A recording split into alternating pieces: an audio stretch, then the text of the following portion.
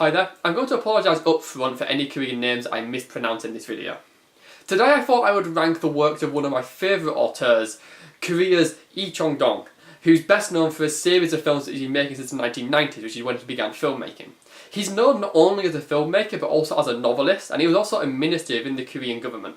Whilst he's not the most prolific of filmmakers, he is one of the most consistent, having never made a film less than great, and having also made a series of masterpieces for 2 decades now.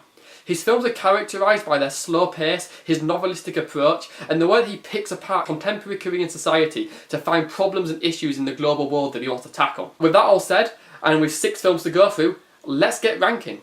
At number 6, I've gone for his debut feature film, Greenfish. Greenfish is definitely a strong debut, and it now has many iconic moments, but it definitely feels like a debut film, because it feels like a film by someone who hasn't yet found their style. Unlike many of Lee Chang-dong's later films, this is a genre piece, particularly it's a crime drama, and it's because of that's where the film's strongest elements come out, particularly a strong romance subplot and also some pulpy, violent moments.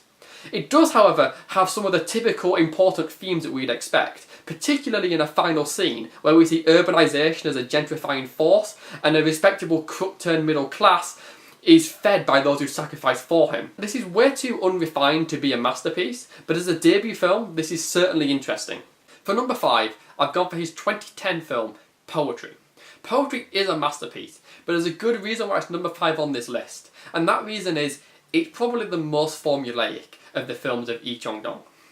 It's based on the same kind of incident that inspired the central metaphor of his film Secret Sunshine, and also I think Bong Joon-ho in 2009 made a film called Mother with a similar premise about an elderly woman and crime. Poetry is about an elderly woman whose grandson is part of a group who rape a girl, and it's decided to pay off the girl's family, and so the elderly woman needs to collect funds to do so.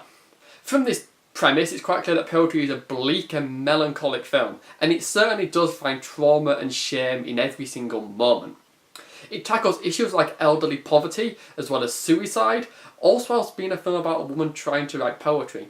Ironically, it doesn't find any beauty whatsoever until the very end, and even then it is bittersweet. Poetry is a very powerful film, and it tackles very important issues, but I do think Lee Chang-dong has made better films. At number 4, I placed Peppermint Candy.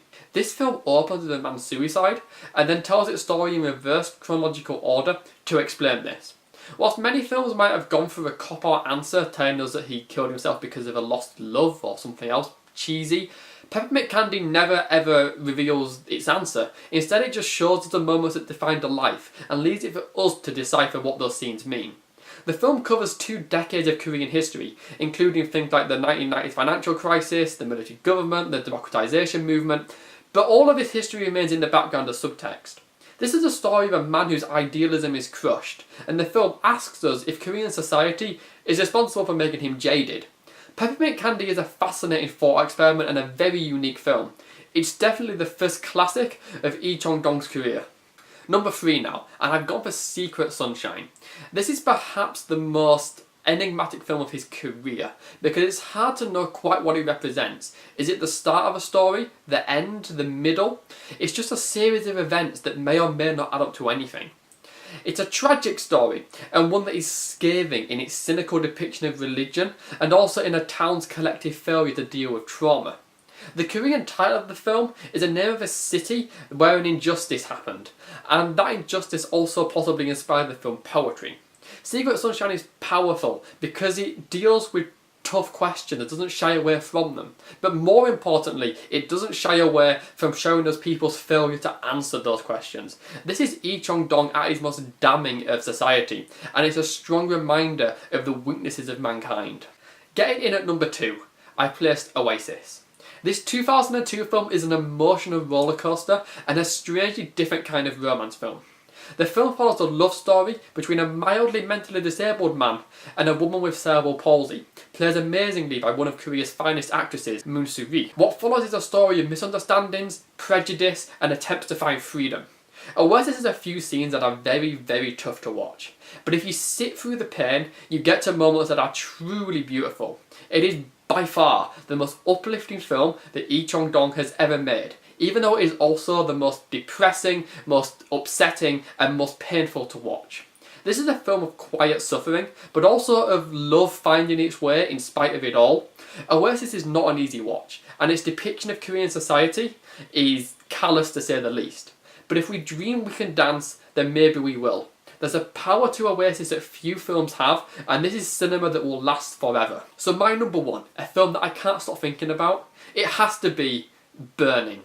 This 2018 film is a return to genre fare for Lee Chang-dong, as this human drama slowly morphs into a full-blown thriller. This is a story of youth, of men who can't find themselves, and of women who find themselves as victims of society.